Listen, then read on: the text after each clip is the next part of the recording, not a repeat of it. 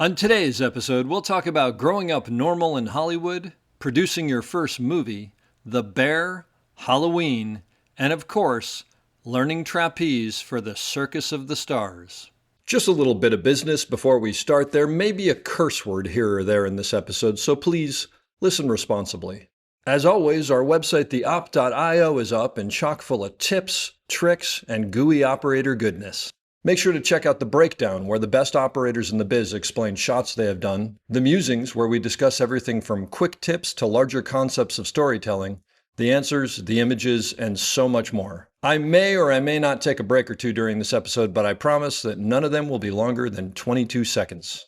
Finally, if you are enjoying the podcast, please follow us, write a review, share us with your parents, and talk us up around the water cooler with your friends. So grab a beverage, sit back, and enjoy the op. Thanks for listening. Lock it up, nice and quiet, and let's roll. Rolling. Victor 30 Echo, take 2. Hey, Mark. Hey, Mark. And camera set. And action. Hello and welcome back to the Op Podcast, the podcast where we talk about operating and the art of visual storytelling. I am Dave Kamaitis, your host, and I'm coming to you today from Santa Monica, California, where I am really excited to talk to someone I have worked with before who is just a phenomenal person. Lady Hayden Guest is her, I guess, official English name, but she also goes by another name, Jamie Lee Curtis. An incredible actress, also a children's author, a producer, a philanthropist, and an all-around good egg as far as I'm concerned. You are.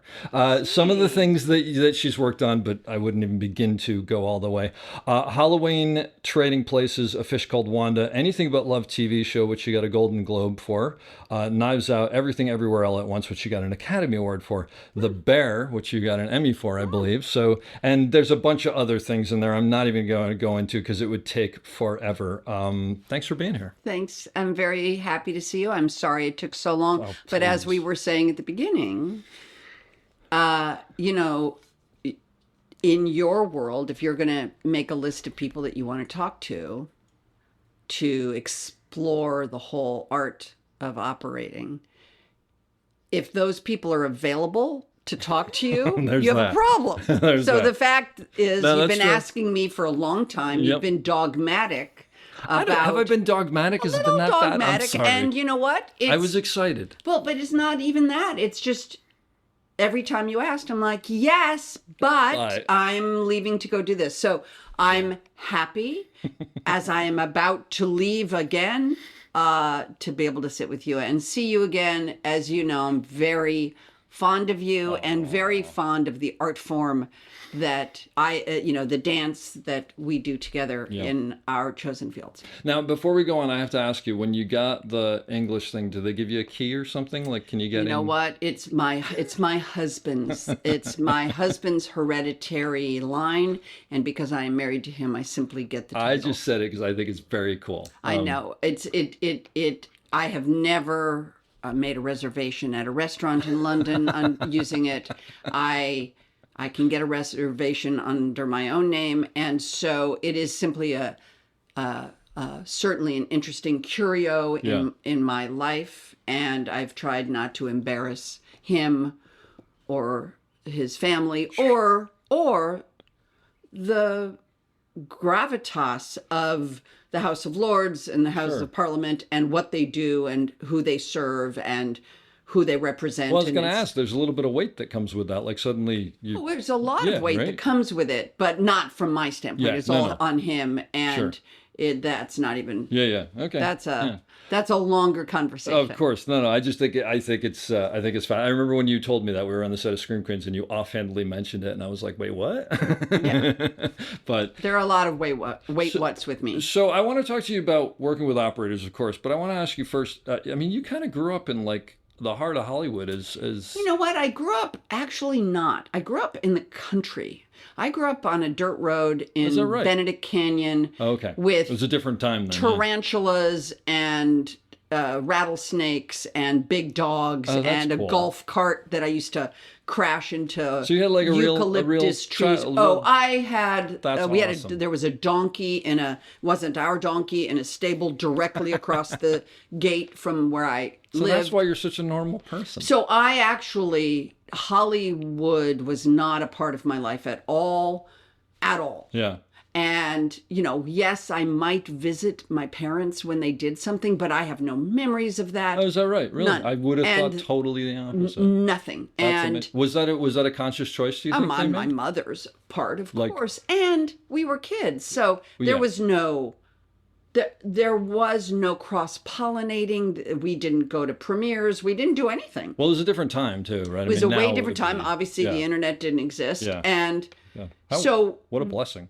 it was, I quite frankly had a beautiful childhood. That's great. And, a lot of imaginary play and building forts and, Oh, that's so lived in the country, really in the countryside compared to Yeah.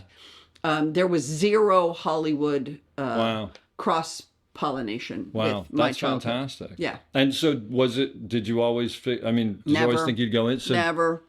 so how never. did that happen? It's too then? long and boring I of a gotcha. story, but I will give you just for the Cliff people notes. listening, the way Cliff's notes, like just the sea of the Cliff notes. That's good.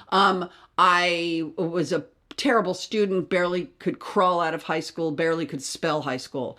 And I went to college where the only college that accepted me was the one that my mother was the most famous alum, the most famous legacy to have graduated from the college. So they accepted me with my D plus 840 combined SAT scores. Wow.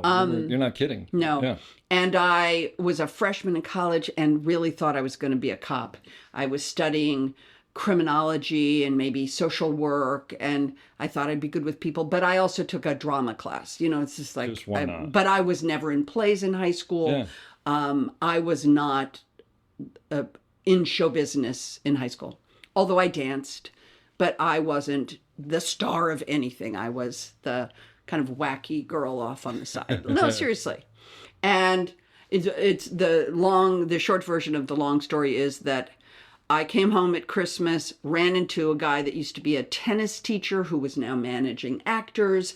He said they're looking for Nancy Drew at Universal. Do you want to go up for it? I said, sure. Went up for it, didn't get it. They said something to him, and he said, you should really try to stick around.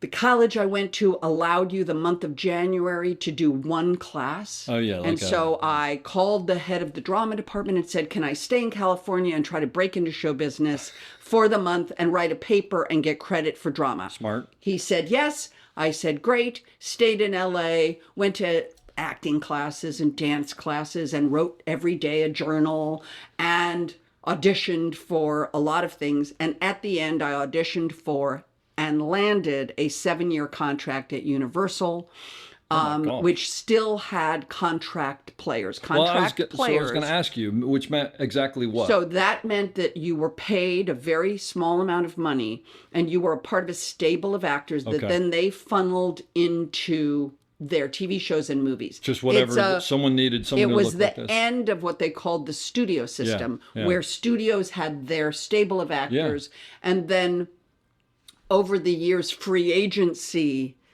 stepped in and sort of made that not irrelevant, but it made it Which is why the would way anybody free do agency that, right? is. Yeah, Like exactly. it's better. Yeah. The world is better with free agency. Yeah, but so did you have any like? Could they say you're doing this tomorrow, Yes. and but you didn't have any say? But again, it was like you're doing a part on Emergency. Yeah. You're doing a part on Columbo, Gotcha. which was my second job. My first job was a line on Quincy, M.E. With Jack Klugman? Yes, I was a woman Quincy. in a clothing store, trying on some clothes in a dressing room, and he comes in looking for somebody in the episode, whoever the person was, and he pulls open the dressing room thing, and I'm in a bra, Okay. naturally. Of course. But I was 19 years old, and I say something like, "You won't find what you're looking for in here, mister." And then he goes, "Oh, I'm sorry." And then he goes out, and then he does a scene with somebody, and then the button of the scene is, as I'm leaving, I say, "You ought to be locked up," or something stupid, like I'm some old lady. Yeah. Seriously. I looked like an old lady. They had my hair weird and a lot of makeup. It was That's awful. great, though. No. So that was my first job. So they put you in those kind of TV Yeah, shows. And then I ended up, it's too long of a story, but I ended up in a TV series. I did a TV movie. It turned into a TV series. I was a regular on a TV series But for again, ABC. this was all stuff that they decided This is was where you're all going next. Universal. Yeah. Wow. And then they fired me from the TV series, Uh-oh. along with 11 other actors. Kept 2, but fired 11. And then while I was still under contract, I auditioned for Halloween, which was Was Halloween a teeny movie, though? it was $300,000, 17 days. It was a slasher movie, right? I mean, It was or whatever. no budget Yeah. slasher movie shot in Los Angeles, and I was able to do it. I got a loan out from my contract, and then Then off to the races. yes, I I mean, mean, in Halloween did retrospect, not yeah. land me work. What happened after Halloween is I didn't get work, and even though the movie was successful, Yeah. and the work I got was an episode of Love Boat You were on Love Boat? with my mother, No way. where I'm on my honeymoon, and my parents, Janet and another man, Yeah. go on my honeymoon with me on the boat. That's awesome. And I also got an episode of Charlie's Angels Really? as a guest star. And I was Cheryl Ladd's best friend, who was a professional golfer, who ends up being attacked. And Cheryl Ladd ends up wrestling alligators in a river because we're happens. walking across a bridge. It collapses. And 70s TV was the best TV So- in the world. And then John Carpenter and Deborah Hill were making The Fog. Fog, and right, then yeah. John felt badly that I didn't get any work. Oh, okay. And so he wrote the part in The Fog. And then from then It took I off. started working. Yeah. You were on Love Boat. I was on Love Boat Wait, I gotta with ask you something. pigtails. I gotta ask you something because this is where my head. Were you ever on any of those like Battle of the Network Stars? Oh, yeah.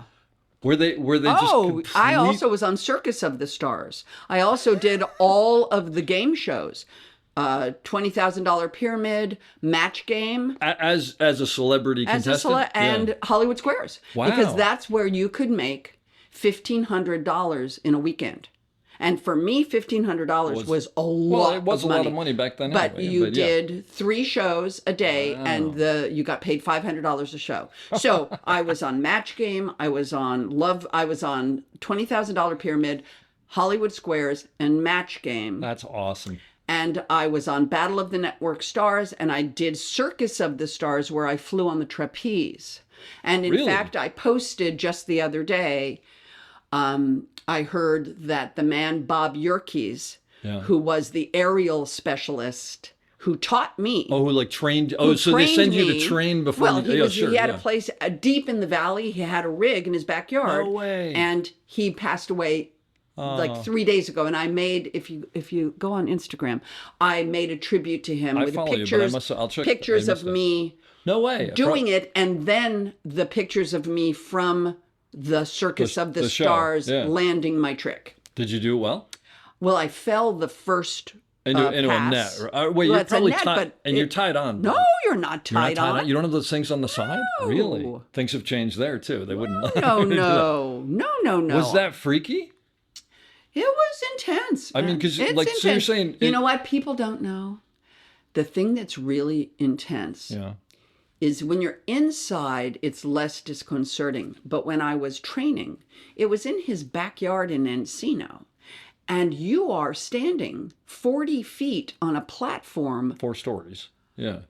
looking over all of the Oh. house roofs, and you realize how high you are. When you're inside, Oh, when you're in the circus, in a whatever. it is. circus Yeah, yeah. tent, Oh, it's all dark and yeah. You have no concept that's- of the height. Oh no, but there you're going. Why am I above the But roof? I was standing up there the first time, that's and then crazy. the other thing that was crazy is how heavy the bar is. Because if you think about it, Oh, it's got to take a it's lot of basically G's and, a pendulum. yeah, it needs some weight. And it is like, it was shockingly heavy. Yeah, I never thought, because if it didn't have any weight, it wouldn't fly back and forth. Right. And you Yeah. have to be able to send it and have it come back with the same speed and regularity, which is what a pendulum does. That's amazing. So it was heavy because I remember standing there, and the first time somebody swung it up to me, it almost pulled me off the platform. Wow. So yes, I've done it all. I've That's done incredible. commercials for 40 years. I've Yeah. done no, not 40, but I've done commercials for 30 years. Uh-huh. I did Hertz commercials with O.J. Simpson and Arnold Palmer, Those ones back then, wow. where I was the female business executive running through the airport, jumping over suitcases, No and way. Arnold Palmer was elbowing O.J. in the 90% side, of the saying, people listening have no idea what we're talking about, but okay, I remember O.J. running Simpson through the is the airport and jumping murdering over. prick who murdered in cold blood his ex-wife and her lover, or boyfriend, or friend. I don't even know if they were lovers. Prior to that, he did these commercials where he jumped over stuff in the And airport. prior to that, Yeah. he was a football legend, and all right. That's the point. Yeah. and then And became an an actor, actor, yeah. and was very charming. Had a seemingly great personality. Until. He was famous for doing these commercials with Arnold Palmer, a great golf legend, and they needed a female business executive to Wow. represent the new business women. Sure. So JLC was asked, God knows why they said you, but somehow they did. I also did Equal commercials. I did Hitachi big screen TV commercials where I climbed inside the Hitachi big screen TV, and then there was also a picture of me, and the audience was a big wide shot, and then the audience was I was talking to the camera saying, "Hi, it's Jamie Lee Curtis. You're probably wondering which one of these is the real image and which one is a Hitachi can big still screen sell TV." it. And then I would climb out of it. Yeah. And you'd have to guess. I did legs pantyhose commercials where I was an action star and I was climbing around. Wow. They insured my legs for $1 million when I did cool. those. I did telephone commercials for a company called VoiceStream Wireless, which became T-Mobile. Oh, wow. So I launched T-Mobile Yeah, in the yeah, United yeah. States for 5 years. I never Then noticed this. I It's unbelievable. did 7 years of commercials for Activia yogurt, which was a yogurt That I've that seen. helped you poop. Yeah. And so while doing my day job of Yeah. being a movie actor and a TV actor, I also did a side hustle as Mm-hmm. a spokesperson for a lot of companies very successfully. Yeah. That's amazing. I had no idea. I had no idea. And do you prefer movies and TV to that, or? Yes. I mean, look, I'm kidding. if you see the commercials, I do it well. Yeah. The products and the companies were all perfectly good. Yep. I could find a way to make it funny, or try to. It utilized my personality, which is a somewhat perky personality, and they used it well, paid me well, and it was a good partnership. That's fantastic. I never had any idea that this was part of your Oh, big time. background Big there. time part of, while still making movies, making TV shows, Yes. Yeah. That's amazing. and writing books for children. So I've written 14 books for You've children, written 14? Oh, I didn't realize and there was that many. I've been doing that since my daughter was 4, and she's 38. So I've been doing that for a while. Also, Did you start writing them like for your kids? No, just one day she Just- said something funny, and I wrote it down and it turned into a book. That's Seriously. fantastic. So And I've read some of them. They're legit good books. it's maybe my best thing. That's But my fantastic. point is, I'm a creator. Yeah. I am Which is not what I a love about you. creator. I am a creator. I finally understood. Tell me the difference. Well, I married a recreator. My husband, who's also a creator, loves recreation. He loves golf. He loves skiing. He loves I see fishing. what you're saying, yes. He loves being in the mountains. He used to rock climb. He Gotcha. used to mountain climb. Like, he is a recreator.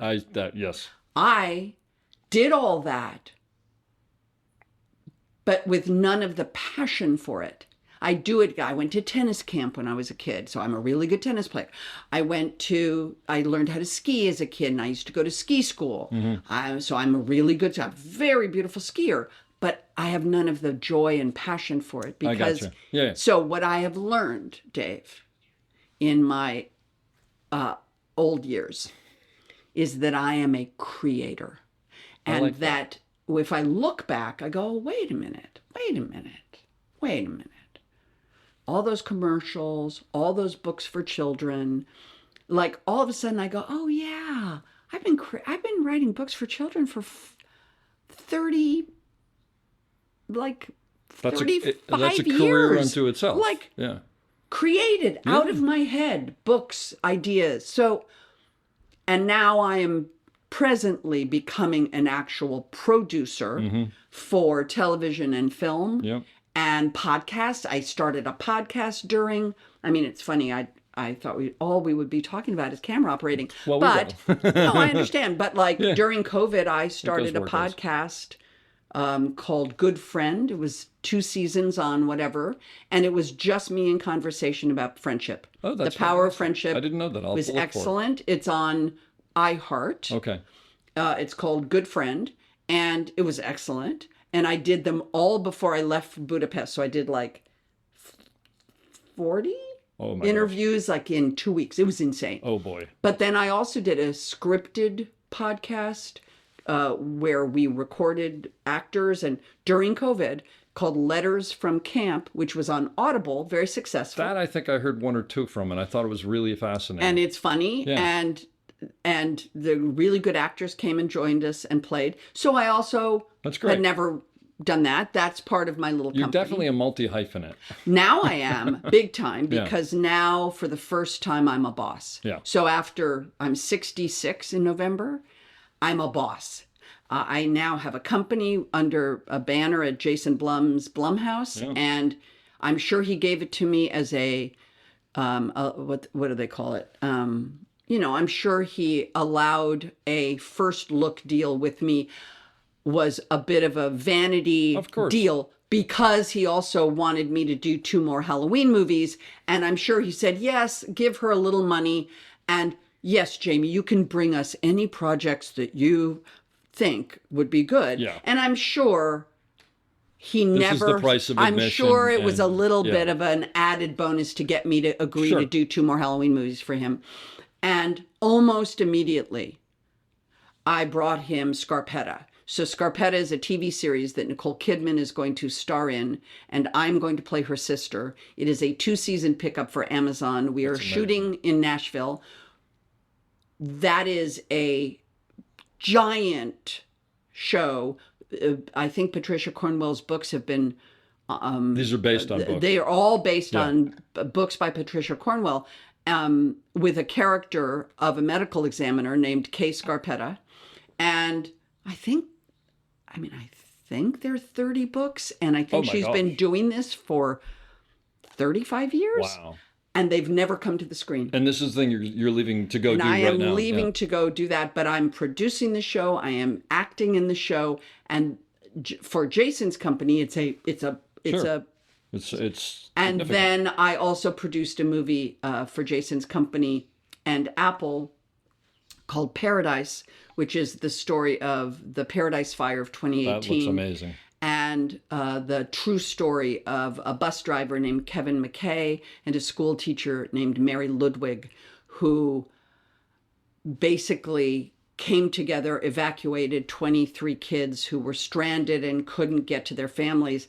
And then for the rest of 8 hours, no one knew where these people were, Oh my God. what had happened to them, because all comms were shut down. Sure. And Paul Greengrass is directing the movie. It was written by Brad Inglesby, and Matthew McConaughey is Kevin. Oh, this sounds and amazing. America Ferrara is Mary, and that is in post-production, which will be released next year for Apple.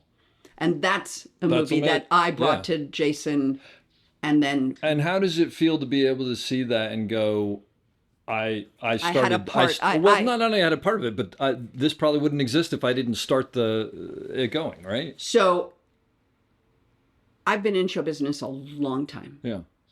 And our value, we were talking about rates, like Yeah. our value within our industries are based on quotes and rates. And really what it is what was the most money someone paid you? And then you say, well, I got paid $5.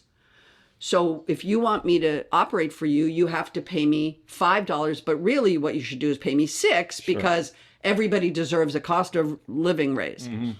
And that's how our rates, our numbers, our values get established. And then you hear these crazy numbers that studios have paid predominantly men, actors, only lately a few women, but really it's a very We all know male-dominated. it hasn't caught up. Right, yeah, it has the way not should caught up. be. But none of it makes sense. It's all monopoly money. Because the question is, what is the value? What is their value? How can you attach the value that you're paying them to the value of the box office? I was in a movie this year that was a complete non-success. And there were lots of very talented people in it. And I know they all got paid very well. Yeah. It didn't add up. People didn't go see the movie. It's a guess at the end It's of a the day, guess right? at the end of the day. An educated guess, hopefully, but a But guess. my point is, when you are your art, when you are your commodity, and there is a number ascribed to you, assigned to you, that your value in this project is blank, Yeah. and then the movie doesn't do well, you feel shitty, and you wonder, what is my value? Having a project that only exists because I willed it to Yeah. is a whole new ballgame Because for you me. can't take that away from you. Because no matter what happens, Yeah. it doesn't exist Yeah. without me. Yeah. And I know that feeling because I write books. Mm-hmm. And I wrote a book when my daughter was 4 called When I Was Little, a 4-year-old's memoir of her youth, about like the good old days when she was 4, looking back. Yeah. But I remember what it felt like when that book arrived in the mail. you And I hold- went, Yeah. oh, that exists because of my Yep. brain, my creativity. So even though I am not the filmmaker of Paradise, and I didn't sit in production meetings and say how many water trucks we needed, the project doesn't exist without me. Scarpetta does not exist. The books existed, but the years and years of never coming to a screen until I brought them to Jason Blum because they were available, because I happened to know Patricia and said, hey. And someone at Blumhouse said, what's up with Scarpetta? Because they know her work. And when I asked her and she said, they're available, when I brought that to Jason, that means that doesn't exist without me. That's amazing. And that's a game changer for me. Well, and it's fascinating because you're clearly, I mean, you've done very well in your career. Yes, but at I've this done point, well that's because changed other that. people have paid me based on my value. Yeah, sure. And this has nothing to do with my value. Yeah. This has to do with my creativity. Because the project doesn't exist without me. But I can tell how much you love that. It's Well, fantastic. that's just a game Yeah. changer. Yeah. Because now it's, with all due respect to everybody listening, it's not what I look like. It's not how wrinkly I am or not. It's not how big my breasts are just what and it is. how cute I look or don't in clothes anymore. It's a creative venture. Yeah. And what I was going to tell you before we started was why I remember this. I have no idea, Dave. I have no idea. But it was 1984, and the movie Chariots of Fire was up for Best Picture. Yeah. It was on the hunt for Best Picture. And David Putnam, who ended up becoming a movie executive, was being interviewed. Why I remember this? Why was I listening to NPR when I was 23 and a party girl in West Hollywood? Why I remember this conversation? I've looked for it. I've never found it. I'm sure if I really hired a researcher, I could probably It's find out it there in an somewhere, right? archive. Yeah. David Putnam, when asked by this interviewer, what is the job of a producer? His response was, a producer's job is to keep the percentage differential of all of the creative visions of all of the hundreds and hundreds, often thousands of people combining to create a movie. The producer's job is to keep the percentage differential from the original concept down to 10%. Meaning Wow. that you can, in a what are those things called? Protractor, like when we Yeah, were yeah. in geometry. Yeah, yeah. If you turn it to 10%, Yep. that's it. That's it. Everything outside of there doesn't work. Yeah. You have to keep the director's vision into Yep. that 10%, then the production designer's vision, the actor's visions, That's the fascinating. editor's vision, the score, the composer's vision, the marketing people's vision. That's your job. Every time, because everybody's going to come in, everybody going, well, I have an idea. What if it's that? And you're like, no, You got to tamp come it back, down and go, no, 10%. bring it back to what we were doing. So yeah. to yeah. that point, one of my best girlfriends is a woman named Deborah Oppenheimer. Now, Dave and friends, my new friends, prior to March of 2023, the only person I knew in my life who I knew who had an Oscar was Deborah Oppenheimer. She was a television producer. She worked with Bruce Helford. She did a bunch of TV shows. But she also produced and co-directed a documentary about her mother, who was one of the Kindertransport. Kindertransport were the 10,000 Jewish children allowed to leave Nazi Germany For England. but for England unaccompanied Yep. on trains with their names on little So cards. she produced the movie that we all know about. It was called Into the Arms of Strangers, Into the Arms of Strangers. Stories yeah. of An the amazing movie. Kindertransport. Yeah, yeah. And her mother was one of the Kinder. Wow. And my friend, Debbie Oppenheimer, won an Oscar along with Mark, her partner. Yeah, sure. And she has an Oscar in her house where I go visit her. She was the only person. Now, Dave, I'm I sick. find that hard to Okay. believe. And I know Kevin Kline, who won an Oscar because he won an Oscar for a movie I was in. But I don't know Kevin. I haven't seen Kevin in 30 years or 25 years. Kevin lives in New York. I know him, but I don't know him. I see. We aren't Yeah, yeah, friends. yeah. We're not. He's not in your life. We on any level. Yeah. If I saw him, I would greet him warmly. And I actually think he'd probably be mad at me because I probably ruined takes of his that were hilarious because I laughed. And I'm sure he's quite cross at me still. Okay. But my point is, the only person, I'm 64. Well, but you're also pretty entrenched in the business. I mean, The only person I know with an Oscar was Debbie Oppenheimer. Huh. So the reason I brought her up is Debbie Oppenheimer and I speak a language.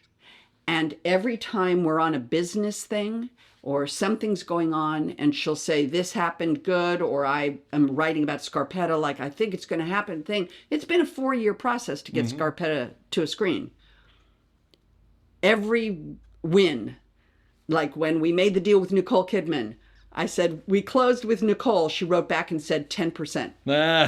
When something good happens to her, I say 10%. because you've told her that, or she Yes, remembers it as no, well. because you she and shared it with I, her. Yeah. because she's a producer. Yeah.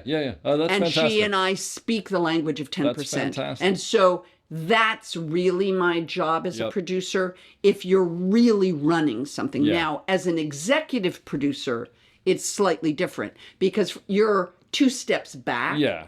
I'm the originator of the project, but I was not the 10%er. And then you hand it over. There's to a man 10%. named Greg Yeah. Goodman, who is Paul Greengrass's producer, who was the 10%er, Sure. to make sure that Paul's vision for this movie kept within that frame. Yeah. So that everybody That's didn't take fascinating. it. That's So anyway, great. That's great. Do me a favor, on a side note, thank her for me, because that was an amazing movie. yes, it was beautiful. And my father was not part of the Kindertransport. My father is a survivor of the Shoah, and he was hidden in a monastery in the Ukraine. And he actually ended up going to England with a woman who adopted him. So there's some similarities there. But I remember when I saw that, I didn't know anything about it. Well, right. And it put it in Yeah. the zeitgeist. So And please it thank her. became, for just so you know, it also became, there was a accompanying book that was written. Yeah, oh, absolutely. It is now taught in German schools. Anybody listening to this who hasn't seen that should It is see called it. It's an Into the Arms of Strangers, incredible movie. Stories of the Kindertransport. The beautiful thing is it's an incredible story. And it's directed by Mark Harris and Deborah Oppenheimer, my How do dear you remember friend. all these things? Well, it's because but it's an incredible story. But the beautiful part of it is it's an incredible movie made about an Yep. incredible story. So which is rare. So thank her for that. I do want to ask you about operators at some point. This is all fascinating. I didn't know most of this stuff. Actually, I have one question about. See, your mother, as most people know, was in Psycho. Yes. Do you remember how old you are where you were when you saw that? Like, oh, when I saw it? Yeah. You have to also remember, there were no VHS. I know, that's why I'm asking. I'm saying I think I Like, lied. were you an adult, Right. basically? I don't even know. You know what? I'm sure I lied at some point Yeah. and said I'd seen it. I'm sure it came on television somewhere or something. I saw it. I've seen it maybe in the last 5 years. I watched it frame to frame. The only reason I ask is that bizarre to You know what? It is and it isn't. It Okay. didn't. It didn't affect me. I was very young. There was 1961. I was born in 58. So well, I that's was why I 2. figured later on. And then later on, at that point, Gotcha. the movie was bigger even than. That's so, like, true. I had already heard about the movie. By course. then, they had broken it down frame by frame, Hitchcock and all of the lore and all of it. So, True. Yeah. Okay. I appreciate the work. I appreciate her work in Manchurian Candidate, which is a fantastic movie. Obviously, I really appreciate Tony's work in many movies, but Unbelievable. particularly Sweet Smell of Success. I mean, it's just a dark world, and that character Sidney Falco is a indelible film character, and he was fantastic. But the truth of the matter is, Dave, I look forward, not back. Okay. And when you're a young actor, I at one point many years ago, I collected every movie they made. I decided to dedicate like a year to finding all of their lost work. Oh, how cool. And I'm donating all of it to Vidiots.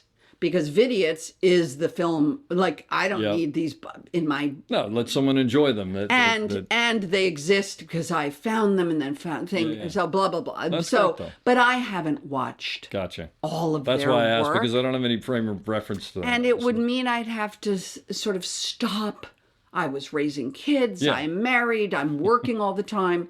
Chris is working all the time. Schools, kids, dogs, life. It would mean sort of stopping and going, let's watch Jet Pilot with John Wayne and Janet Leigh. Oh, okay. Weird. Yeah, So- I get it. No, that's perfectly valid. Absolutely. So Absolutely. I have, for instance, TCM did a Janet Leigh Day Oh, cool. a few years ago. Yeah. And they asked me to Do an intro or something. do the intro. And I watched her first movie, which was a movie called The Romance of Rosie Ridge, 1946. How old was she? She was 19. She was plucked from obscurity in Merced, California, when, well, here, just for all you film buffies. My mother, Janet Leigh, was discovered by Norma Shearer. Norma Shearer was a silent film star, also a talkie film star. Yeah. But she was a massive film star who was married to a skier named Marty Eroget.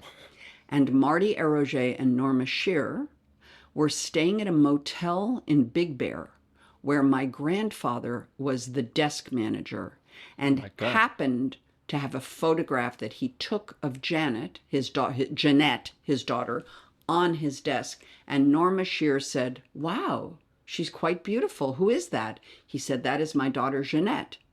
She said, "May I have the picture?" And she brought the picture to Hollywood. She gave the picture to Lou Wasserman. Lou Wasserman beckoned her from Merced, California, Stockton, California, and she was screen tested alongside Van Johnson. Wow.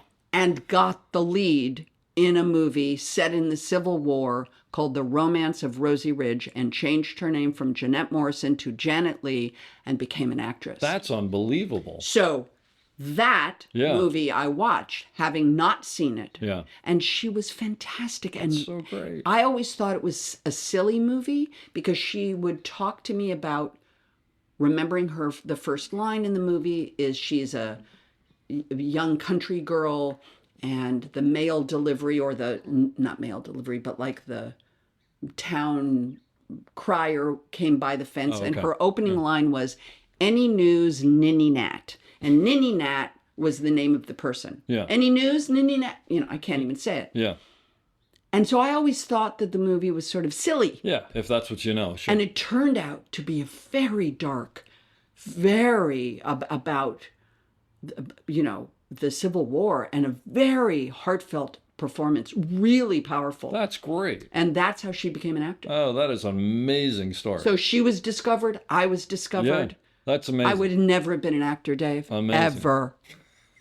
I would have been a police officer. And you probably would have been a good police I would have been officer. an amazing You would have been a good police officer. Because I believe in both sides of it. I believe in the humanity and protecting it. And I also believe that without law enforcement, it's anarchy. It's anarchy, yeah. So I would be good at that. That's wonderful. So let me ask you about working with camera operators.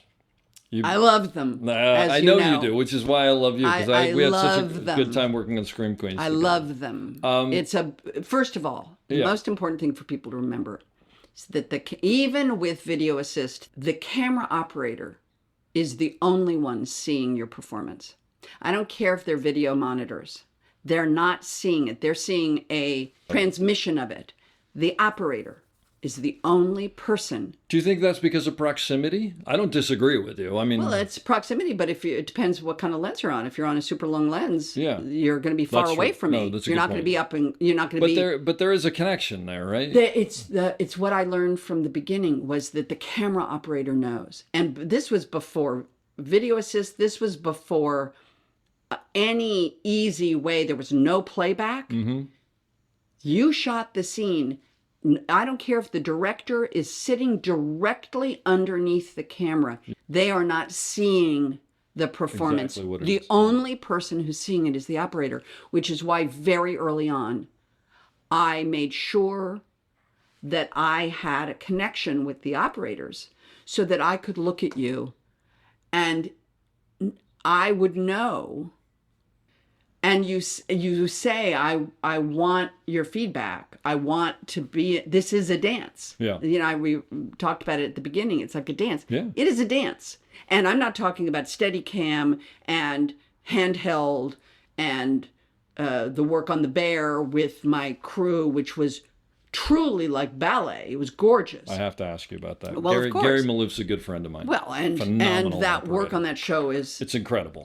they are another character. Yeah. Those cameras are a character in the show. No question. And often the camera can be a character in a show, and often a camera is supposed to be way outside, and that really depends on the type of work. Here's what I will tell you: the first movie I made was Halloween, and Was there video assist on that? no. Okay, I don't remember video I don't remember when assist. it It was came shot in. in 17 days. Are you kidding? Oh, from that point of No, view. Yeah, no, okay. no. But what I remember more than anything was Ray Stella. Ray Stella, great operator. great operator, but it was also the beginning of Steadicam. It was the beginning of it. Yeah. It was brand new. This was March of 1978. Yeah. And so the opening shot of Halloween, which was the last thing we shot, Ah, okay. because if you see Halloween and the old scary house, and I walk by with the kid, and he's like, "You can't go in there. That's the boogeyman's in there," and you're like, "No, that was the way the house really looked in 1978." And so to shoot the scene at the beginning of the movie where the family's in, where the girl is there babysitting and she's there with her boyfriend getting it on, we, the crew, in the day before the night shot, whitewashed the house, hung drapes, put furniture in, so it looked like a nice house. Sure.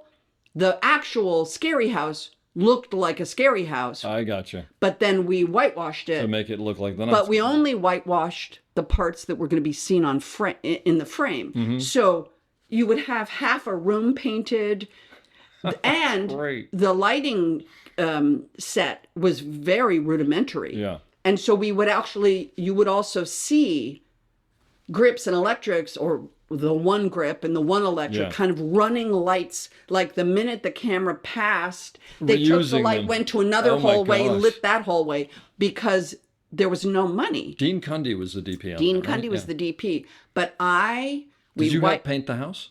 Of course, I love that. everybody did. So great. But everybody did. We I'm put the sure, props in. but it's just- we hung drapes. We put the furniture No, around. of course, but the and reason then we waited for dark, and then they rehearsed it Yeah.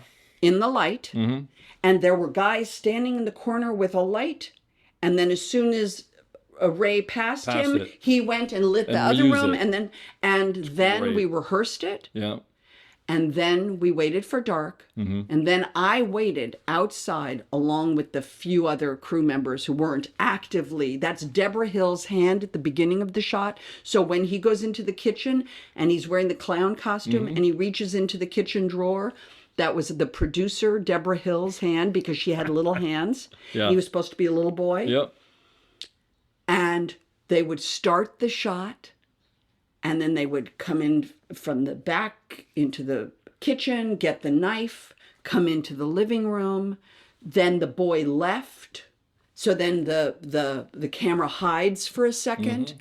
The boyfriend comes down the stairs. Then the camera goes up the stairs. She's sitting topless, brushing her hair in a mirror. And then there's some physical violence. And then the camera, there's a lot of flailing. And then the camera makes its way down the stairs and then out the front door to the cop car pulling up and the parents pulling up and then pulling the mask off. We started shooting, and we were all outside, and all that was lit were like a few rooms and all that was painted was the parts. Just what you're going to say. And every time they called cut, we all were like, "Oh, no," because it was the beginning of this. It was very hard to do. This was all new. How do you use this device and get all of the... He was figuring it out. I joked with you when we first met, and you were the Steadicam operator. Yeah. And I kept saying, but you're built wrong, because you need to be built like Ray Stella, who is not as tall as you and stocky. Yeah. Not heavy, but stocky. No, yes. He had a low point of body gravity. So when you're wearing that device, it's helpful to have more of a kind of body type. And you're like a giraffe. And I don't look like most people think a Steadicam operator looks like. Right. Because you really should have a lower center of body gravity point. So my first experience in a movie was Ray Stella with a Panaglide. Yeah. And it was a Panaglide too. I think it was called a Panaglide. It probably was. And it was that makes sense. thrilling. And the truth is, it's not one shot. I think it's a composite of 3. I think there's the first shot is coming in, the kitchen thing, the boy leaving, him going up, and as soon as he puts on the mask, that's a cut. I think there's a... I'll have to look at it again, I think there's a cut there. Right. Yep. And then there's, I think, one more cut when he's leaving. I think there's one more cut. I know there's at least one. Yeah. I think there's 2. But it was also revolutionary. Now, if you see the opening of Touch of Evil, which my mother is in, without that technology, it is all one cut. It's all one shot, take. yeah. And it's breathtaking. It's unbelievable. Then if you watch The Bear and you watch that episode of television that was the one shot. Sure. So oneers, Yep. one of my favorite, like when in doubt, shoot a oneer. Like, fuck it. Do you like them? Love them. Why? Because it's alive. Is it more like theater? I mean, Of is course. that, yeah. I mean, it's happening. Yeah. Talking about the bear, when your character first gets introduced on Fishes, I think is Mm-hmm. the name of the episode, right? That sequence, I mean, it's several shots, but it's one long sequence in the kitchen. That's like a 9-10 minute It sequence, was right? fantastic. Was it? I mean, first of all, it's such a great character. I mean, well, here, I have to ask you this: like, when you get sent that and you read that, do you just go, Okay, well, so here's what you need to know. yeah, Here's how this all happened. Uh-huh. I had heard about The Bear before it came out. Okay. It was starting to get the yummy, it was starting to be written about. and this is, by the way, for anybody who hasn't seen it, and you should. You came in season 2. This is season It's like 2, but I'm saying episode season 7. 1. Yeah, yeah. I heard about this show, was starting to get some attention. I was in Idaho by myself. My husband was on a fishing trip. And I remember hearing about this show, and it landed. And I remember watching the day it landed, So good. the first episode. You don't know what the fuck is going on. Yep. He's this guy. He's paying. The guy says, I don't have money for the beef. I need money. He calls his sister. He says, I want to sell that jacket. Do you have that jacket? Yeah, you bring it to me. Yeah, what? You don't know about the brother. You don't know anything. And then the sister shows up. Sugar shows up in the back. He's in the restaurant. He opens the back door. It's 2 overs. It's 2 overs and then 2 closes. It's all handheld. Yep. And this girl and boy meet. They're related, we think. They hug. It's awkward. She brings the coat. He says thanks. It's strained. She says, have you called Mom yet? And he says no. And she said, you probably should. And then you go, right, so they're related. Oh, okay, bye, thanks, anyway. And then they leave. And they hold on her. I remember Abby Elliott. They hold, it's handheld. He shuts the door and you're on her face for about 5, maybe 10 seconds. It's really a beautiful, because you're really going like, what's happening? When I saw that scene by myself, I said, oh, I'm going to play her. The mother. Swear. Really. Swear. Phenomenal. What happened was I then watched the whole season. Yeah. Almost in a day. It's incredible filming. incredible. But it's funny the way that you just described that, because what I love about that show is they make you work for it. Well, that's They don't absolutely give it right. to They you. don't give it to you. They don't give it to you. But I watched the whole show and the mother's never in it. You hear about her, Yeah. but she's never in it. So I'm sure I called my agents. I'm sure I said, oh my God, this show is incredible. Yeah. Please let these people know. Whatever. I then went off, did other things, you know what I mean? Yeah. And Life goes then never thought about it again. And then when Everything Everywhere All at Once was on its ascendancy to its big final, Yep. this little tiny 38-day, $12 million movie made in Simi Valley, California, in an abandoned office building, It's a little engine that could. a total little engine that could and did. Yeah, and did. And Yeah. I became a big amplifier and got Oh, yeah. very bold and brazen and was like, couldn't be more proud of these people. When that was landing, this was now January, February of 2022. January, February 23, almost a calendar year from when the movie came out, Yeah, which was March of 22. Yep. We made it in January of 20. Oh, I didn't realize that. Okay. We shut down March 13th, the day COVID started. Wow. So our last day was the day that was everybody... Friday, the Friday before the Monday. Yeah. When the world shut down, Yep. I think it was It March was in the 13th. can for the We finished Friday. They Yeah. had 1 day left. They had 1 day left. Wow. They had a What pickup timing. day Yeah. left, which they ended up shooting like the rock sequence out in the desert during COVID. Yeah. Okay. But so it was 2 years from Yeah. shooting it. A little movie shot really fast in Simi Valley in an office building. So now it's winning a lot of awards. It's getting a lot of worldwide attention. It's a huge financial hit. And so I'm sure somewhere in there, I know they didn't write it for me. I know other people, because I happen to know one of them, one of my best friends, was offered the part, and she didn't take it. And then they came to me. And so when my agent called me and said, hey, you've been offered a part on The Bear, I said, oh, to play their mother. And he said, That's so yeah. great. I said, oh, I knew. I knew. That's fantastic. So then, it was meant to be. really, Yeah. honestly, I had 2 texts with Chris Storer. Yeah. I asked him about her hair and about her nails. Okay. And he sent me a picture of Monica Vitti. And he sent me a picture of the Desperate Housewives of New York, one of them, their hands. And that was it. Really? And then I went to Chicago, and they didn't let anybody know what was going on. And the other guest actors that were in the show, they changed the name of the show on the vans so that it didn't say The Bear. Mm-hmm. And so it said like Christmas, Yeah. like The Christmas Story or something. And so if we were in Chicago, we weren't on The Bear. Yeah. We were on the You're Christmas. on So if someone saw some you. Hallmark movie or Yeah. something. Yeah. Yeah. And I literally walked onto that set, met all of the crew that day, like walking around like, hi, I'm Really? Jamie, hi, I'm Jamie, hi, hi, hi.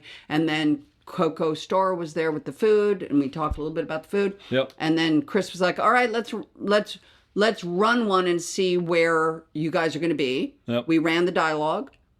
The cameras were watching. Mm-hmm. They said, okay, give us 10 minutes. They lit. And then You just we went. rolled it. It's amazing. And as I said, they are as much a character in the movie. It's such beautiful work, and it's intimate, and it's sexy because you're really Are you dancing. are you aware of them when you're acting? Sure. I mean, but aware of them. Well, I don't know. I'm not an actor. because- I mean, I would think you would have to be, but I also course you are. sometimes people will tell me we disappear, so I don't know. Well, everything disappears Yeah. at moments because they become something way bigger than whatever's happening. Yeah. But sure, I know where they are. I don't always know where they are. Like, for instance, at the dinner table, Mm-hmm. I knew when the cameras were on that side of the dinner table Sure. that they were shooting When our side. yeah, when they're on you But and by when the they're not way- on you. Yeah. I didn't know when they were on me or not because Carmen's sitting there, then me, Oh, then sure. then Oliver. Yeah. Then so there were 5 of us on my side, Mm-hmm. and there were cameras on the other side, and there was a camera at the thing. So it wasn't like I don't think we shot a close up of me. I don't think we broke it down and said, okay, now it's Jamie's close You up. just knew they were pointed in I your knew they direction. were pointed at us Sure, because sure, they're sure, right sure, there. Sure. But I didn't know what the shots were. I didn't know what they had. Yeah. I will ask often, what's your lens? Or I'll listen and see what they call for, because then I know at least what the parameters are. But on something like that, it was so free form. The work itself was so beautiful, and the writing is so incredible, and it was spectacular.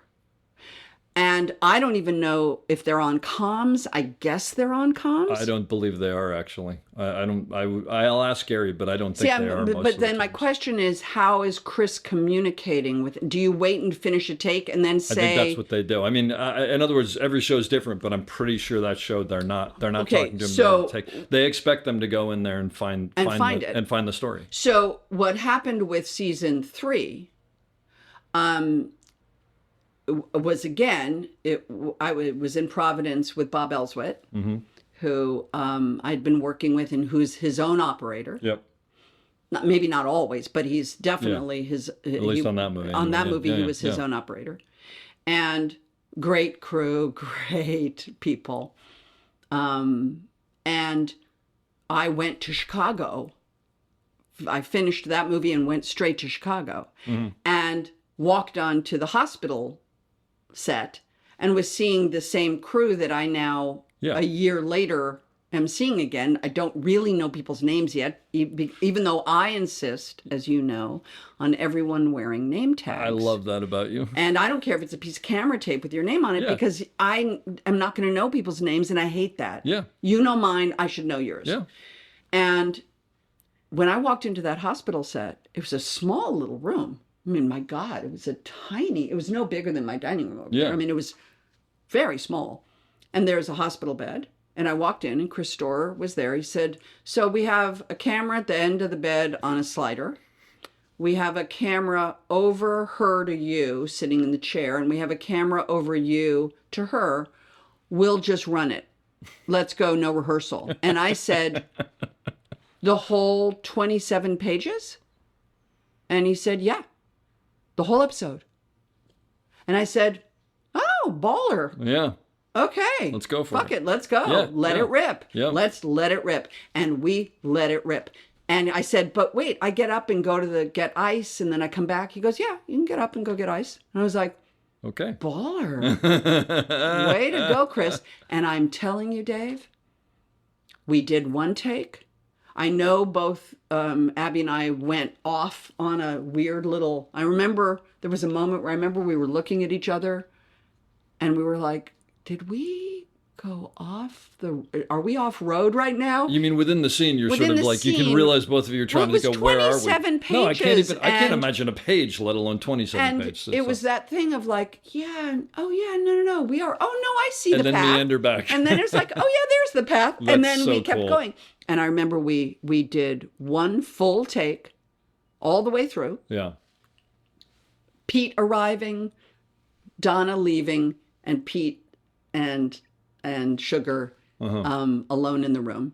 This was before cutting outside. This is in the room. Yeah. And then they cut, and we were all just like, whoa, fuck, wow. And then obviously Storer talked to the team Yeah. and said, Let's adjust this. let's adjust this. that. This Yeah. time stay, Yep. go tighter. Mm-hmm. You know, you were wider, go tighter. And don't move as much. Like, because when I don't, obviously, I couldn't tell you what was take one or take two. Yeah.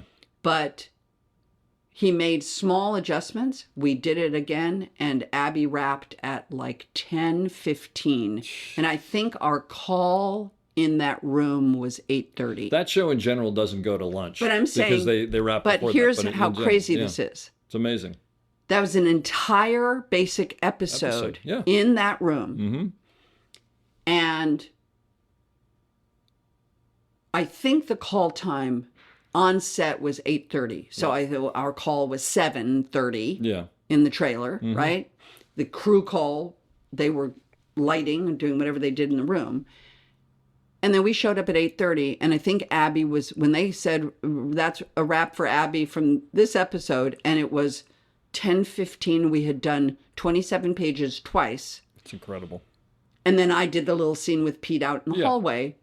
And then we had to wait until dark because they had to shoot the scene. We still had to shoot the scene when the facts show up in the waiting room. Okay. So they broke for lunch. We all shot the shit for Couple hours, whatever. easy Yeah. 3 hours sitting around the Just waiting waiting for room it of to the get hospital dark. for it to get dark. They couldn't tint it. Yeah. They couldn't turn it into dark. And so we had to wait for darkness. So we all sat around. That's fantastic. Then we shot that scene in No time. 15 Yeah. minutes, Yep. 2 takes, whatever, maybe a little camera adjustment, out. I want to ask you one thing specifically because I have to know this. The first scene that you get introduced in, the butter on the hands, buttering the Coco. bread with your hands. Coco Storer. So Coco Storer is the food director. Yeah, and that's his sister. And that is Chris's sister. She's like a Michelin chef. She's a right? major chef. Yeah, And yeah. she's a wonderful woman. Yeah. And we were going in the kitchen, and clearly Donna is not a trained chef, but she makes But beautiful yeah, food. absolutely. And so we were talking about how can we articulate that, like the breaking It's of so the great. things is not done correctly. The breaking of the crab legs or the Oh, okay, lobster gotcha. Yeah, claws. yeah, Like yeah. everything had to be it's close but not quite. it's not the Yeah. way a chef would do Yeah, it. yeah, of course. And Yeah. she said, and you can do this, and, you can use your hand and thing. And she said, like, if you want to, you can just, butter bread with your hand, like whatever you want to do. You can take the butter and rub it all over I the love fish. because the buttering of the bread is just there's just something that says so much about that Well, woman. and the timers and Oh, the yeah. No, wine. absolutely. And I mean, it's extraordinary. It's amazing. But, I've had some beautiful, camera operators, man. It's really intimate work. Do you find well there's a little different because you do, like you said, you do 2 takes and you're done. Right, But and do it's you- handheld. But do you find that when you're working with an operator and you're doing 10, 15 takes or something like a normal movie where they do a lot of takes, Right. do you find that you're watching what they're doing and you're adjusting off of them, you're changing your performance because of them? No.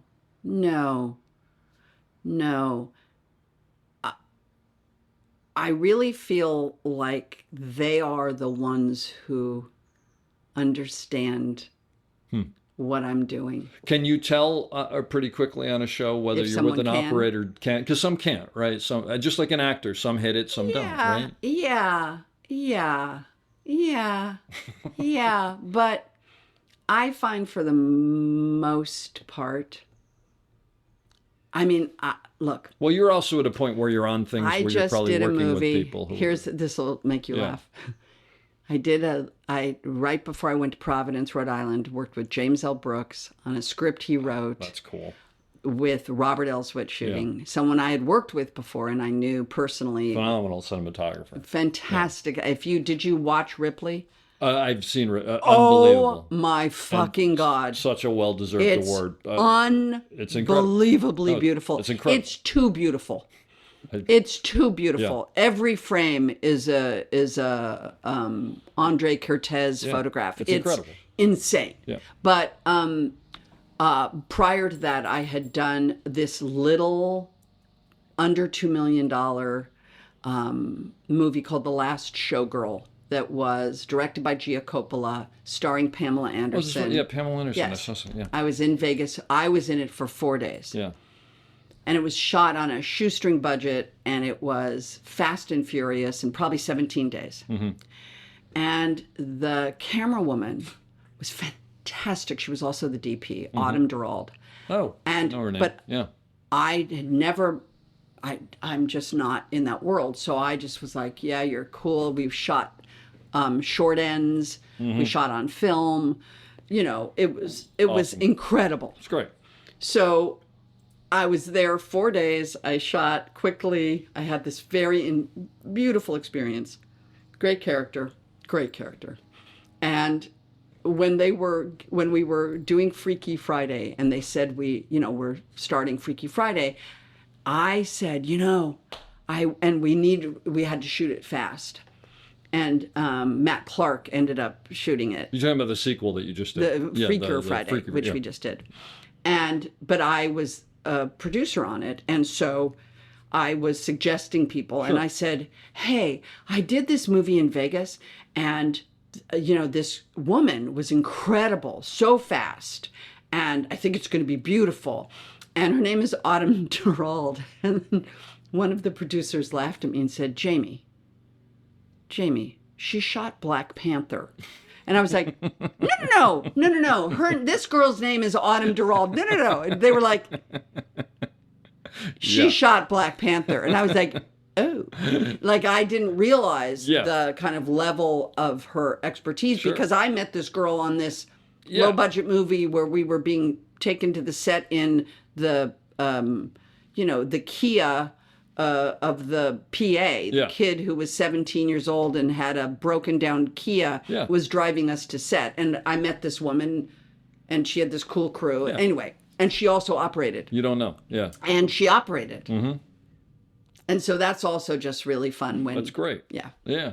So working with you or working with an actor, if a new operator comes in and they have to give you a note, oh, it's all, but that's the whole point. well, but not everybody feels that way. So there's but some the actors whole- I work with who don't want us to communicate with. I know, but what the fuck? Because what's the point of it? I'm with you The on point that. of So it just is come, get just it. come out with it. Just the point is you want to get you want it on. You want it on screen and Yeah. in focus. I don't disagree with So you. That's if why I'm you're asking. whatever you're doing, Yeah. if the camera isn't picking it up, or if if you have to move to your left in order to hold the frame to be able to hold that, you have to say you have to move left so I can hold the frame. Yep. You aren't going to be like, well, I can't widen the frame, so I'm literally going to lose half my frame to hold you. But in fact, the director wants me to hold you and the plant. And I can't hold the both unless you move to your left for a foot and a half. So you're basically one of those people who just wants to know the information. Well, I want to know the information because that's my job, Yeah, is I to don't- then This deliver. is why, but this is why I love you. No, well, I understand, but that's not me being like. Yeah, no, but there are some actors who basically don't want to hear it, and it's just Well, I I understand, need but to be able that's- to go where I need to go, and I And recognize by the way, that as well. but what is that? I need to go where I need to go. Yeah. No, you need to go where you're in focus Well, and you're on in the frame is Agreed. where you need to Yeah, go. Agreed. If it's an unlimited exploration, I just watched Hearts of Darkness, the documentary. the documentary, and it's really fun to watch some of the scenes where there are things going on. When Martin Sheen got very drunk and then cut himself, and himself with the mirror. and they just kept kind of rolling, and you hear, people are he's like, no, keep rolling, and so when it's an unlimited exploration, that's great. I mean, that's Yeah. beautiful. Sure. But if it's a fixed idea and your job is to make sure that you get it, Yeah. and my job is to make sure that I get it in you, in your camera, Yeah. then we have to work together. That's the whole, Well, to but- me, the beauty of operating is the intimacy. It's a really intimate, and I really hold firm to the old adage that the only person who's seeing the dailies is the operator. And he knows if you have it, and he knows, or they know, I should say they. See, I always say he, and then it's perpetuating the same problem. Sure. But I've worked with female operators, so we're going to have to pronoun it they, but you're the only ones who know if they have it, and you're the only ones who know if they don't. And that, to me, is the beauty of the relationship between an actor and an operator. Yeah. And by the way, and the second assistant, and the first assistant, and, the whole camera team. The Teams Make Dreams is my, kind of ongoing. If I got a tattoo, which I am not going to get a tattoo, Dave. But if it happened. But if I felt like I really needed a tattoo, the tattoo would say Teams Make Dreams. Yeah. Because it's not a solitary art form. It's a collaborative art form. All of the art forms I work in, children's book literature, it's an art form. There are a lot of people. Sure. It's not just me. Yeah. Producing a movie, it's not just me. But I love, as you know, I just love it. Well, but that was one of the things that impressed me about working with you was look, I mean, you're obviously a name, you've been around for a while, you've done a ton of things, but you also came in and it was just like, no, I'm doing my part and that's important, but your part is important too, and your part is important too. And you realize, you definitely had, there's a feeling on set that you instill that all of us is important, and it takes everybody, which is But phenomenal, you but it's not always can't that way. Do it. I can't do what I do without you. Agreed. Yeah. And I can't do what I do without somebody making it sharp. Yeah. And I can't do what I do without somebody putting the clothes on me. And I can't do what I do unless somebody puts the wig on me. And I can't do what I do unless somebody writes it. But you recognize that not everybody feels that. I know, way. but come on. So no, but that's why I asked. I That's know, why but asked. come on. Let me ask you something else. Do you think that you, as an actress,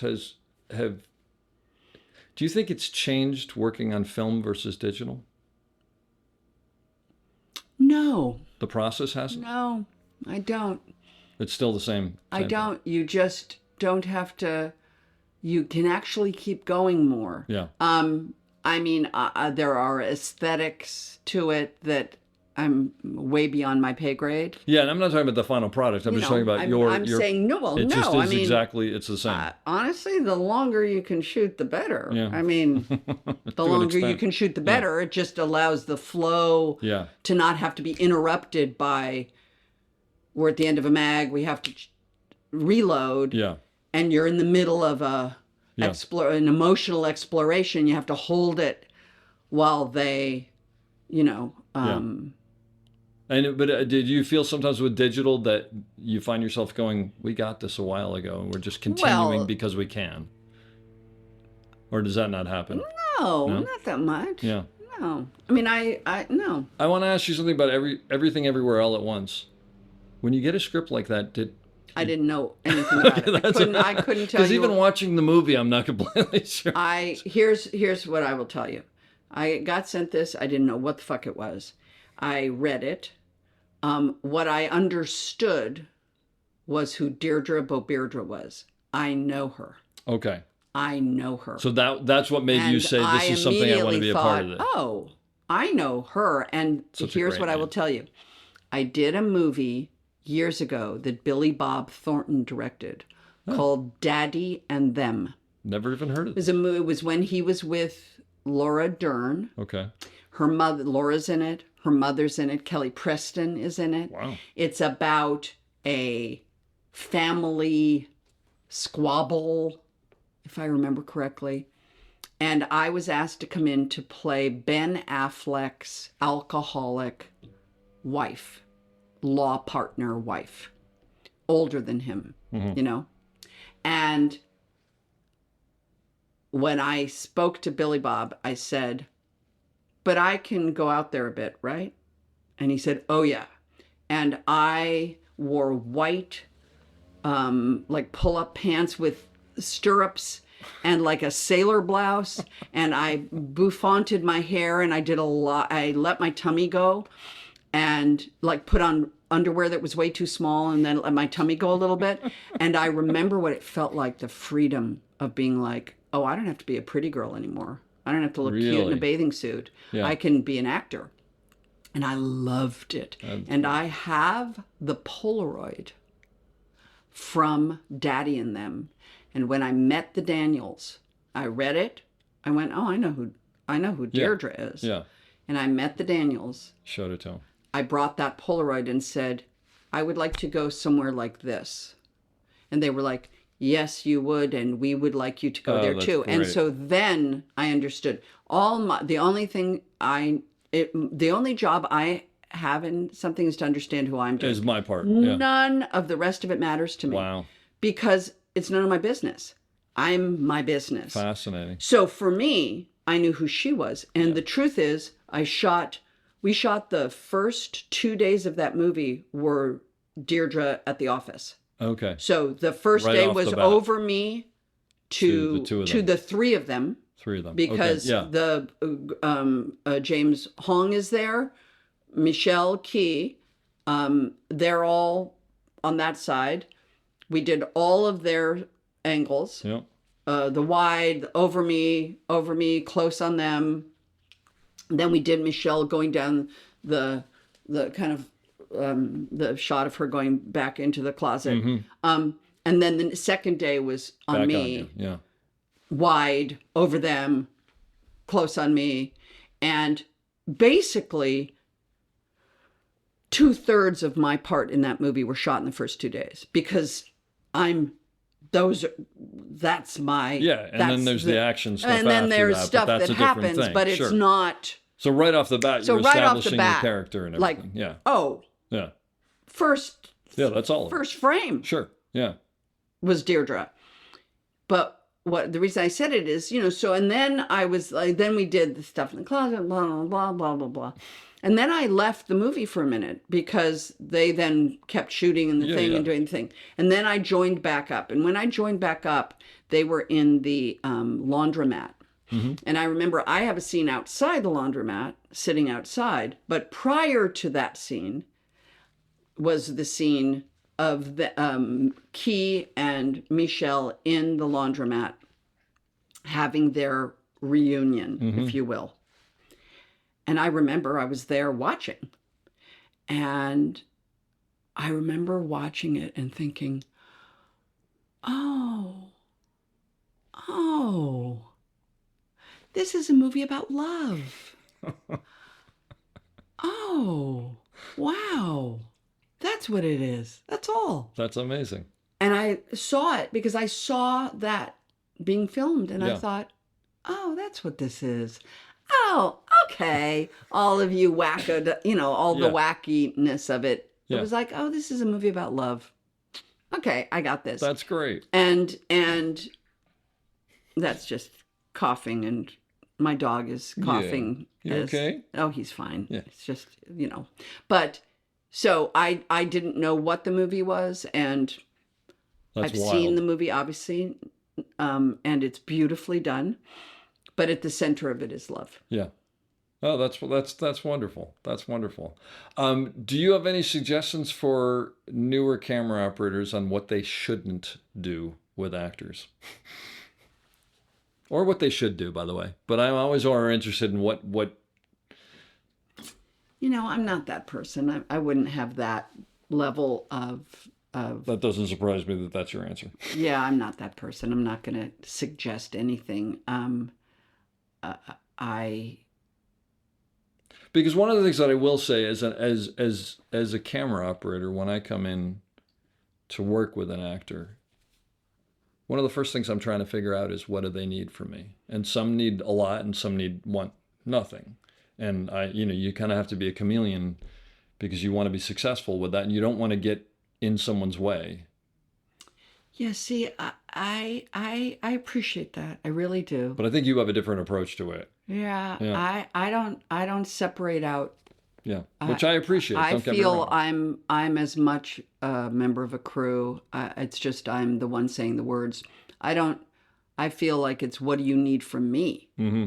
How can I make this better so that your job is better so that then that result of the job is better? Yeah. Like it's not, it's always been Yeah. my experience. Yeah, well, And- and that comes through working with you, and it's appreciated, just so you know. And by the way, this has nothing to do with anything except we were shooting Freakier Friday and we were at the ocean. And the ocean is a beast because, first of all, you're just walking in sand is hard. Oh yeah, Operating in sand is hard. it's horrible. It's difficult for the sound department. It's difficult for hair and makeup. It's difficult for wardrobe. And we did some handheld work. And Nisha Ganatra, our director, is fantastic. We had these young kids, and the sun was the golden hour, and the sun was setting. We got a beautiful day for it out deep in Malibu or in Oxnard. We were way the fuck out there. Mm-hmm. And the B camera operator is a woman named Janice. And she was operating handheld this whole sequence of the kids running into the ocean. And she was wearing a bikini. And what was funny was, and maybe a little flirty. And of course, most of the crew are wearing like bathing suits and, Yeah, 'cause they're running in and out of the water. and so you're kind of like, oh my goodness, look what's behind all of the, baggy shorts and like oversized shirts. Oh my goodness me. And she was wearing a bikini. And I remember B camera was shooting these kids in the water. And this woman was hand holding this thing. It's a beast. Mm-hmm. She's not the biggest girl in the room. And she was just fucking killing it. She just was like running down to the water's edge. And of course, she had all the people surrounding her to keep her safe, to keep the camera safe. Yeah. So there were people always at the ready Sure. if she stumbled to. Yeah, like we all have. And she was a beast. And what was so fun was as soon as we finished the scene, you know, of course, everybody clapped for the kids who went in the water and the teens who, you know, braved the waves. But then I was able to go, but come on, let's really give it up because she was incredible. That's great. And that is to me the great, like, you don't get those shots without somebody really, and you're a big guy. It's a lot easier for you in that say. This was just that one of those moments. It's a B camera shot of the kids in the water. It was the end of the day. I think they had wrapped A camera. I think B camera was like, and there was just something magical about the whole thing. And it was magical that this young woman That's great. was doing it. Well, it's also so great that you recognize it. And I actually think her name is pronounced Janice. Is it Janice Min? It is. Yes, I know Janice Min. Yeah. Okay. Yeah, and you're right. She's I don't know. She's probably a little It's over Janice 5 feet. Min. Forgive me. I looked on a call sheet to and at this point in the day, my brain. But what was thrilling was to see her step up, hold that thing, hit every aspect of it. I mean, the kids were in the water. She was in the water. Like you said, the beach and water is also not. That's It's a whole just, other thing. it's gnarly. Yeah, that's and you great. have to really, be able to get the shot, get it correctly on, like, it's anyway, it's like a real memory for me. Do you remember the first time that you saw a woman behind the camera? Or I mean, not the exact moment, but where things started to change and it became Well, it not. hasn't changed a lot. Well, there are more women in More camera than women. there used Well, to I be. just work with Autumn and Janice. Yeah. And, you know, and Janice, we met day one because she was the B camera operator. Sure. So, you know, it's changing. Yeah. It's changing.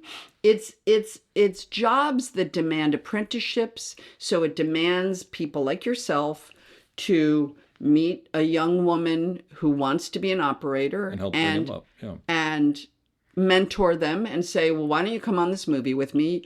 You can carry my equipment and you'll apprentice me and see how it works. It's a very hard job to just walk in and say, I want to be an operator. Yeah, absolutely. There's too much to it. There's too much to it. So what's beautiful about the art form of the cinema is it used to have real apprenticeships, real people who were able to learn from experienced people and then create their own. Sometimes you start very young and you're just carrying equipment, but you've made you've leaned toward the camera department. And yes, of course, there are always a woman or two who are brought in and brought up and brought through.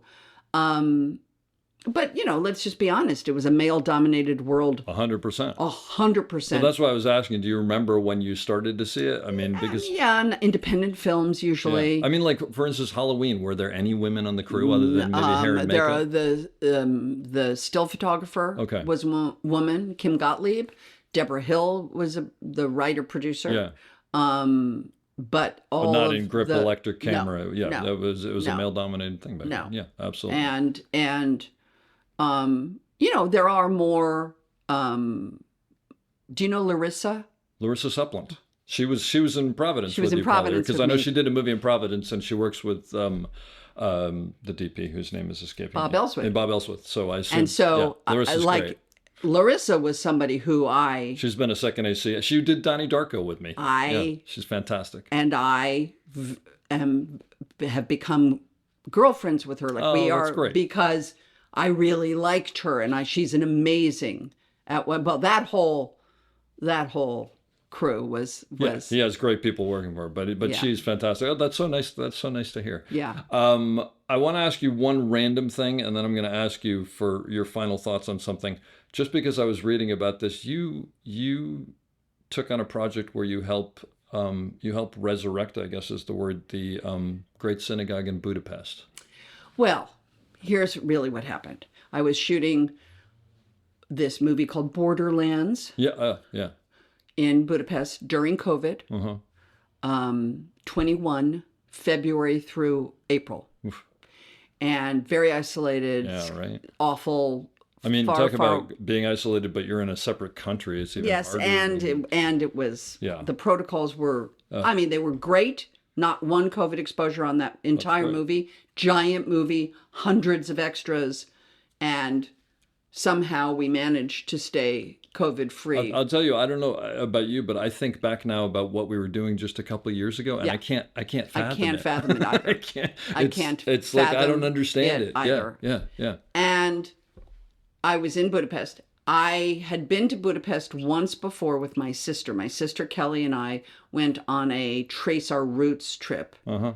And we went to Budapest and we went to Denmark because our mother is from Denmark. Oh, wonderful.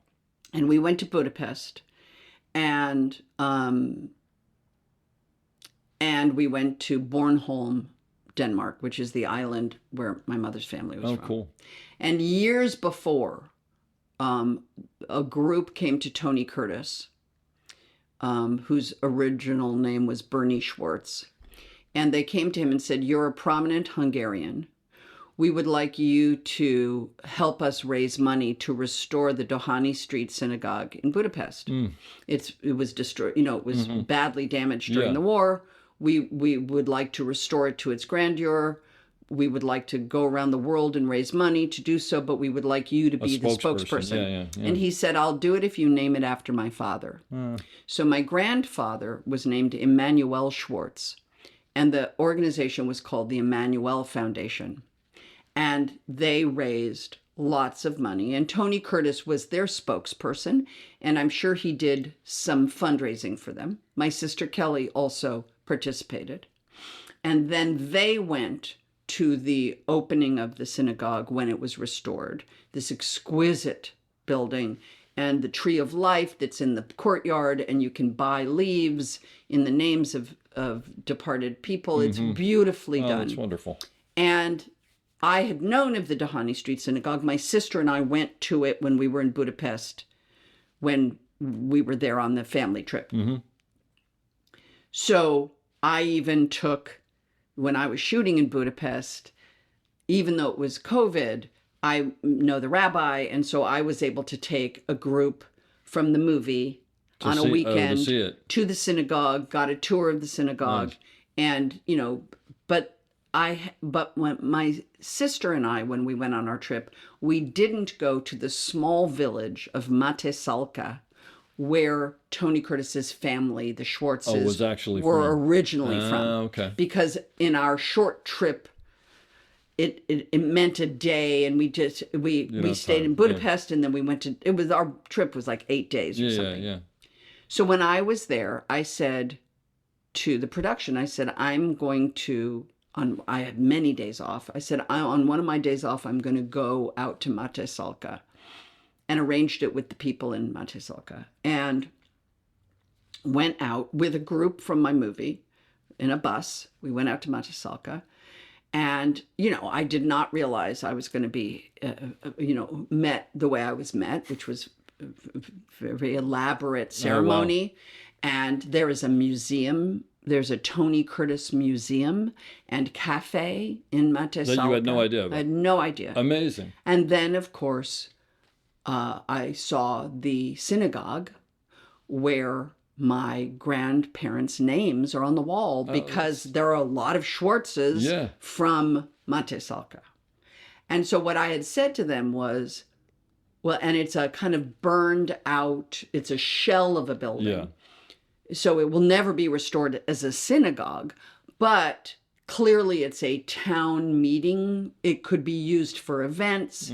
And so what I've said to them is, if the town of Matesalka and the people of Matesalka want this to be designed and made into something that becomes a community center, I will participate.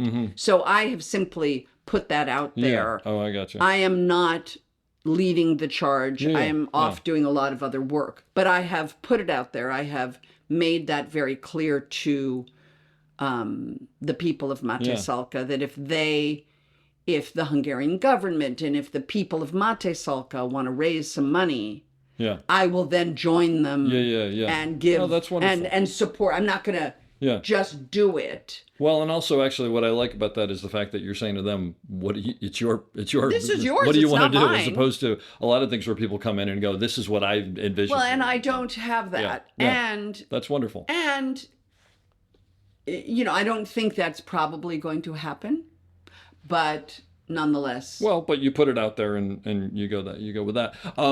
Because we're talking about philanthropy, I do want to ask you just about My Hand in Yours, because You're a nice you have boy. you have a couple of Instagram a followers, but the nice- 10 people who listen to this, I would like to know You're a about nice boy. this. No, but You're I think a it's nice wonderful what boy. you do with that. Okay. So, right at the beginning of COVID, right before COVID, actually, excuse me, before COVID, I've been working with Children's Hospital Los Angeles for a long time. I'm also sober, as you know, and I collect these little bronze feet that this artist named Anne Ricketts makes. And I give them as gifts a lot, and I love them.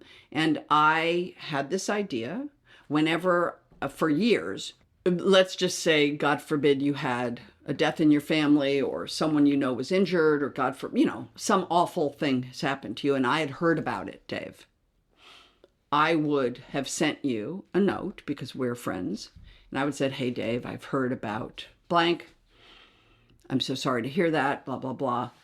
And then I would have said, just know that I'm thinking about you. And I would always sign every letter of condolence, My Hand in Yours, Jamie. Oh. Which is simply a way to say, Yeah. I am not with you, but we're friends. So my hand is with you. Oh, that's lovely. So having said My Hand in Yours for 20 years to people, Yeah. and Anne Ricketts made these little bronze feet, I thought, you know what? I'm a creator. I'm going to figure this out. And I called Anne Ricketts and said, hey, can I commission you to make a sculpture of two hands holding? Yeah. And I will buy them from you, and I will sell them on Instagram, and I'm going to sell them to benefit Children's Hospital. And she agreed. And so we ordered 100. And, I was going to pay her wholesale price, and then I was going to sell them at a retail price, and I was going to donate them all the money to Children's Hospital. That was my little plan. I was going to start a little company. and this was in the fall of 2019. So by the spring of 2020, the February of 2020, March is when COVID hit.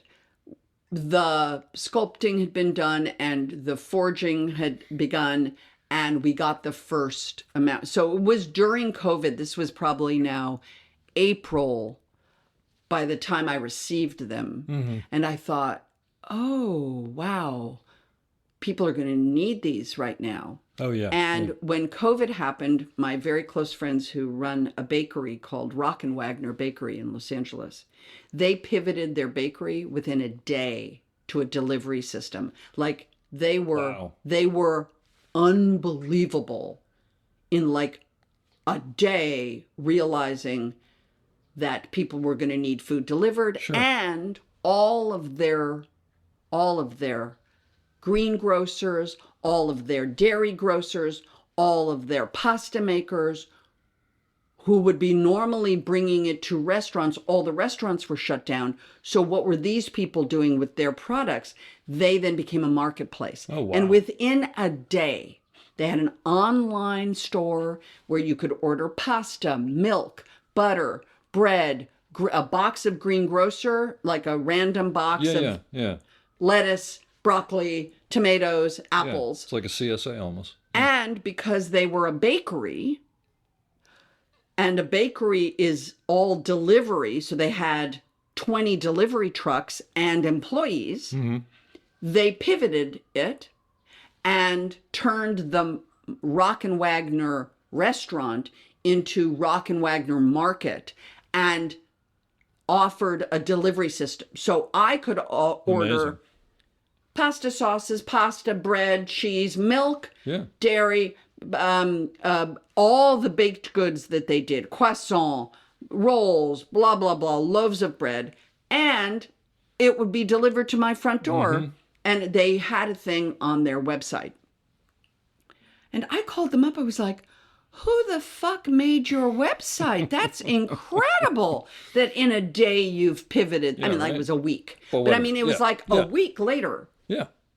There was Rock and Wagner Margaret. With everything going on in the world. Yeah. Yeah. Yeah. And they said it's a guy in Canada named Oliver Marler.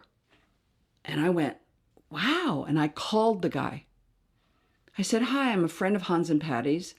Look, I have this little company called My Hand in Yours that I was going to do just selling it directly off of Instagram. I said, but I saw what you did with their website. And that was intense and fantastic. Is it possible that I could set up a little website for this? It's 100% going to charity. And he said, well, yeah, easy. He goes, great idea. He said, how many did you buy? And I kind of took a deep breath and I went, I bought 100, thinking he was going to go, oof, Yeah. ooh, yeah, well. This is so cute. And I swear, again, I said, I bought 100. Yeah. And he said, oh, you'll sell those in a day. And I said the F word, and with love and respect, but I might drop it a few times. And I said, oh, come on, Oliver. He goes, Jamie, this is what I do. If you start a website called My Hand in Yours, It's going to be big. you're going to need product. That 100 will be sold in a day. You're going to need more, and you're going to need more products because you're going to need a lower price point of products.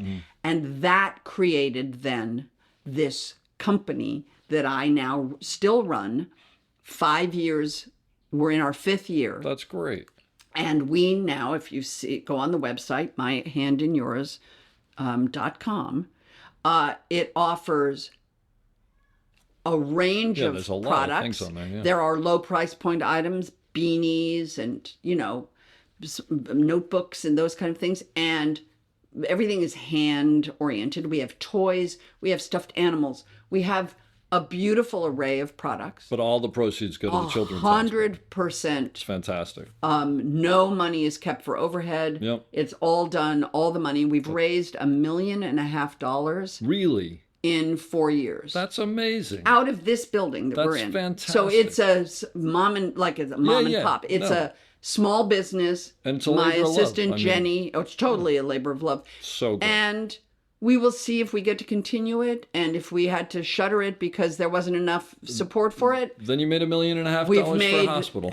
And by the time we finish it, it'll be 2. That's fantastic. So it has been a beautiful experience. I now run a little business, which was sort of shocking. I had never run a business. Is it one of those things where you woke up one day and was like, wait, I run a business? Oh, yeah. It just sounds like it just sort of happened. Yes, That's great. and the I will best way to just have tell you this funny story, which was simply, because of Halloween, I know Kyle Richards, who was the original little girl in Halloween. So the little girl I'm babysitting, Okay. actually I'm babysitting the boy, but the little girl and the little boy, Kyle Richards, was 7 years old. Kyle Richards is an actress. She's also one of the women on the Real Housewives of Beverly Hills. Oh. And so over the years, I've known her, and she and her family have done philanthropic work. So when she and I were working on the Halloween Kills movie, the second of the trilogy, she and I were like, she was like, you should come on the show and we'll talk about My Hand in Yours. And I was like, okay. And so I went on the show and I just did my spiel, and I didn't think anything would come from it, but it was fun. And, I don't know the power of daytime television until the show aired, and my Jennifer Arthur, who runs the company for me, called me and said, Jamie, what the is going on? I said, why? She said, we've had like $60,000 worth of orders in an hour. Oh my gosh. And I said, what? She said, I don't know what's happening. That's awesome. We've sold out of the wind chimes. And I said, oh, the Real Housewives must have aired. And that all it takes. show alone has generated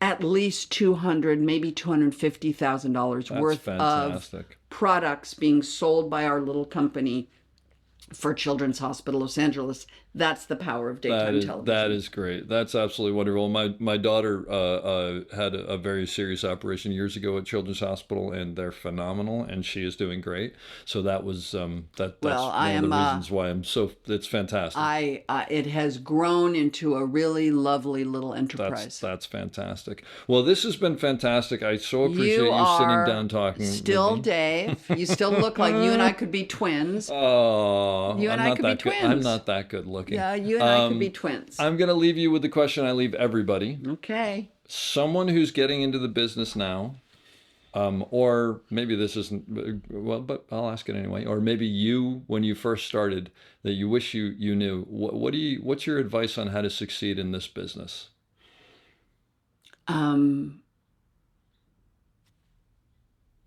Show up early, stay late. Live at the bottom of your financial line. And I mean the bottom of it. So that you can stay flexible, so that you can be facile and pivot and all of a sudden run off and go do a project in the desert with a crew of 5 on a thing, and you don't have to worry. Like, try not to worry about money. Keep your budget line very, very, very, very, very tight. Save every penny, because it's a freelance business, and freelance means unemployed. Freelance sounds yummy, but freelance really just means unemployed. And I'm a freelance actor until I have a contract for a job. And I've been a freelance person most of my life. The reason I did commercials for years is because they gave me a 2-year contract. It was the only time in my life I knew I was going to work for this many days. I was going to get paid that amount of money. The rest of my life has been this sort of up and down financial line. And the bigger your life gets, the more you start to work for money. And that can't be the goal. That may be the result, can't be the goal. The goal has to be the creativity and the exploration of what it is, and therefore to stay flexible and nimble, like an operator. Like, you need to be able to move and not be a fixed thing. And I just see people get more interested in the fixed binary nature of it, and we have to be non-binary in our art form. And I'm not talking about sexuality or physical non-binary people. I'm talking about emotionally non-binary and creatively non-binary. And this isn't a fixed point job. This is a constant, you're wearing a shirt with a spectrum of color. It's a spectrum job. It's just not fixed. And you're working with people for the rest of your life who want both. You're married, you have children, you have a life, and you have to be a spectrum person. So for me, that's always the thing. But really, so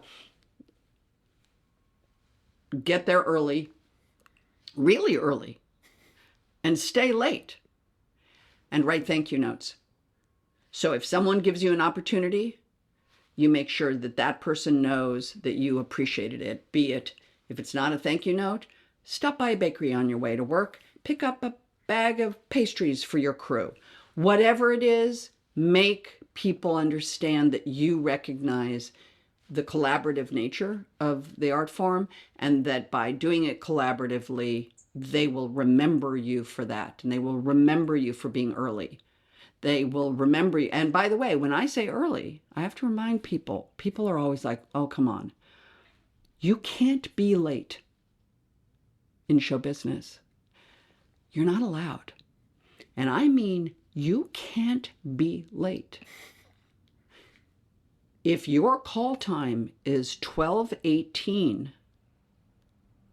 you have to be there at 12:18. There is no department who's allowed to go, "Oh, I'm going to roll in." Mm-hmm. It's a collaborative art form on a clock. And people forget that. So when I say be early, when I shot in Simi Valley, I think I sat in my car for over an hour the first day because I didn't know how long it was going to take me. Even though I knew I was going against traffic on the 405, but I didn't know what those cross freeways were going to do. The two, I didn't know what it was going to do. I didn't know. And because of that, I think my call there was 6. I think I left my house at 4. Mm-hmm. I live near the ocean. I didn't know how long it was going to take. Now, as I got more used to being, oh, this isn't going to take me more than 30 minutes, I'm still always a half an hour before I'm supposed to be there. Every single day on any movie, even now. I also like the time. I like to greet people. I like to be there and say good morning. And so I think people remember that. And I do think people remember that.